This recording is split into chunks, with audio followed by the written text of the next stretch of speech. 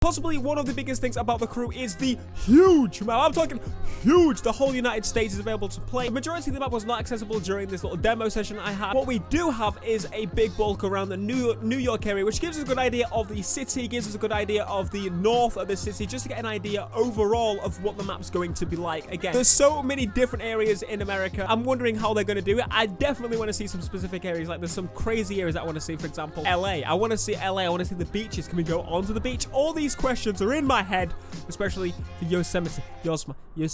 Yosemite. Anyway, during the demo, we got to play a motorbike race. Now, I'm not usually one for motorbike racing. Dirt bike racing, I'm a little bit more for. That's kind of a little bit more my thing. I do like off-roading. For some reason, the crew just inspired me to like off-roading a heck of a lot more than I did in the past. One of the major features added to the game is the fact that you can now do a mission. So it would be in a mission, doing a race, for example, that you've jumped into. You can teleport there, you can drive there, whatever you fancy. Start the race, do the race, and honestly, just before we jump on to the next thing, I want to say the handling of these bikes, a million times better. Anyway, the missions are seamless. So you can drive up to the event, begin it, and then you have to drive to the starting line to begin the actual event, like drive through the gates onto like a specific track. And again, that's another thing to mention. This is a specific track, not actually a thing in the real world, as far as I'm aware. But they've created these little event tracks and little areas for you to pretty much do whatever you want. You can do races on there, or you can just free roam and use those courses as well. There were a few tracks in the previous game, but the fact that these are actually now properly fleshed out and they're dedicated to adding some of these because of the fact that they're using the same map again, but they're adding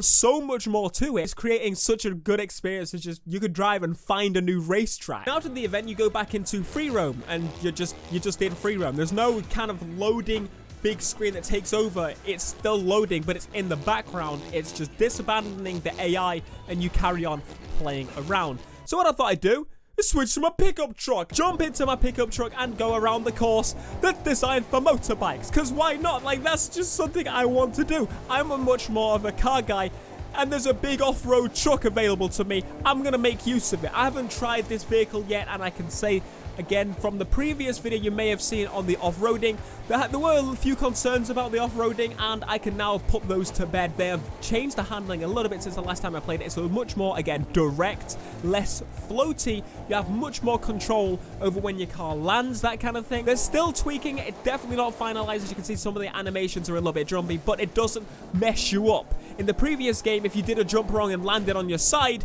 you were pretty much not going to correct that. In this, you can land on your side and correct it and carry on and push forward. And a Ford Raptor. Doing this, playing around with the Ford Raptor, made me think, how about I try out the new video mode? So if you remember the last game, they added a photo mode, and that was so awesome. They added a video mode, which was okay. It was a little bit confusing. It had some good ideas, but it was hard to do. They've made it so much easier. The video player in this game, on the video editor, so you will basically be driving along, doing whatever, and the last 10 minutes of what you have done has been registered. Pretty much like replays work. They don't actually replay a video so you can change the camera angles. They replay inputs and all the specific data of what happened at that exact time. So you go onto the map and you go to the video editor and you can trace back the last 10 minutes, press play, and boom, my friends, you are playing the video clip. You can switch cameras. You have a free camera. You have the ability to have like kind of replay landscape cameras, car focus cameras, whatever you want. Those options are there. It's made to just bam, easy clips, press the share button, upload, bang, it's on your YouTube channel. Bang, it's on your Twitter. Bang, it's on your Facebook. Whatever you fancy. Now, this, you have no idea how much this helps.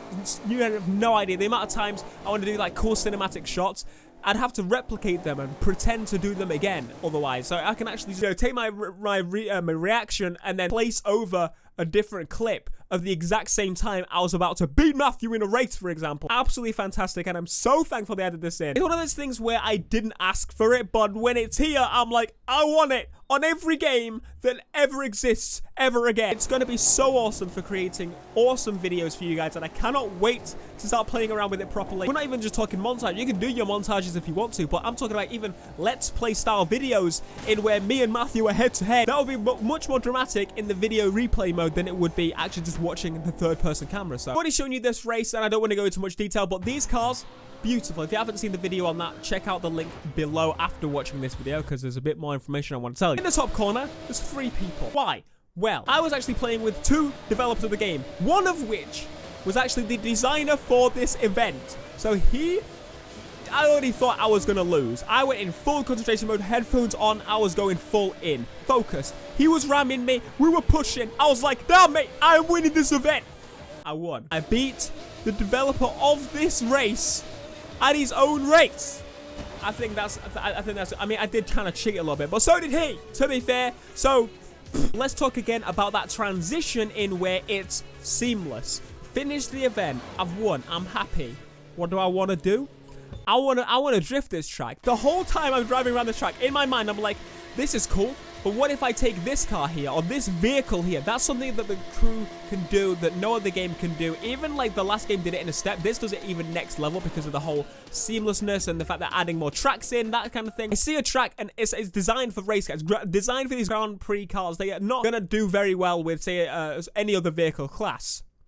Maybe drifter though. So I'm whipping out the Mustang. I'm going for some skids. I'm going for some drifts. I want to do that. And I can do that. And I know for a fact when this game is on and it has the seamless multiplayer that it had in the previous one, I'm hoping they have that. They haven't really spoken about that yet, but I would assume they'd have that again. I will go to this area, start drifting around. Someone may just finish an event there, get put into my session, and we can start drifting around together. He'll see me drifting around in the car and he'll join me, and maybe we'll make a new friend. It's very awesome to see things like this because it's been so long for there to be tools where you can make friends in games without them forcing you to make friends. Like Destiny, for example, they're forcing you into lobbies with random people and that kind of thing, where it's like raids. They can join in, like, oh guys, please, I need some friends. It's very difficult nowadays to find friends online, honestly, in games, which is kind of weird because back in the day it was easy. But I think the Crew 2 is definitely gonna be one of those games that really pushes that, like, you can make friends on games. But before I get bullied, alright, because I know I'm going to get bullied, when I'm talking about drifting, I'm not focusing on my pure drifting skills here. I'm like, I want to record some footage for me mates.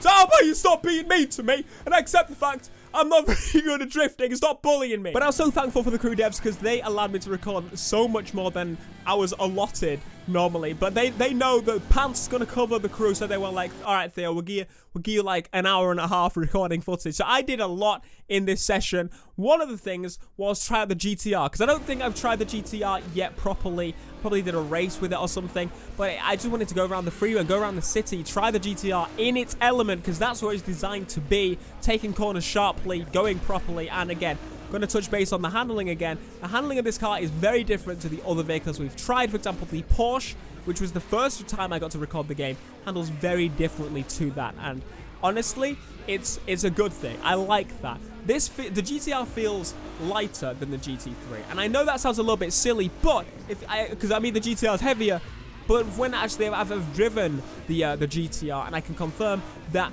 when you drive that car, it feels so much more lighter than it actually is, because of the fact this vehicle is pretty much designed to be, track monster. You turn into a corner, it's gonna turn. It's stable, it's direct and precise, it's Japanese, it's incredible, it's how it should be. And the Porsche is a little bit more planted, but it keeps its ground a lot more than the GTR, rather than you can twitch around. It's just cool to see there's such a big difference between the cars, and I'm so glad that even arcade games are pushing this forward, because simulation games, honestly, that are coming out this year, or sim kind of class games, necessarily they're not always going for the, oh, let's try and make the cars all different, because they're adding so many cars, but the arcade games seem to be doing more of a difference between cars recently. And towards the end of the session, I thought, you know what, we need to jump in the Audi TT, give that a try. It's something that, again, I've never thought, oh, I wish this wasn't a game, because I'm not really a TT guy. I'm more of an ass man. I was considering a TT for my first car, not the TTS, that's for sure, but some old TT, and my dad was like, no, don't be stupid.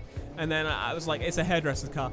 And then I switched out of it because I got bored and I got into a plane and basically then ran out of time. So that was my kind of free roam experience I did with the Crew. I just wanted to commentate and talk a few features about it, but that's pretty much what I've got for the Crew for now. I do have a few other clips that I may upload. I'm not too sure if I'm going to, though, because I don't want to drag it out, but I thought this free roam video would be like, this would be the main focus on the free roam, because when I can show you more, but it'll be map specific rather than talking about everything, about the seamlessness, all that kind of thing.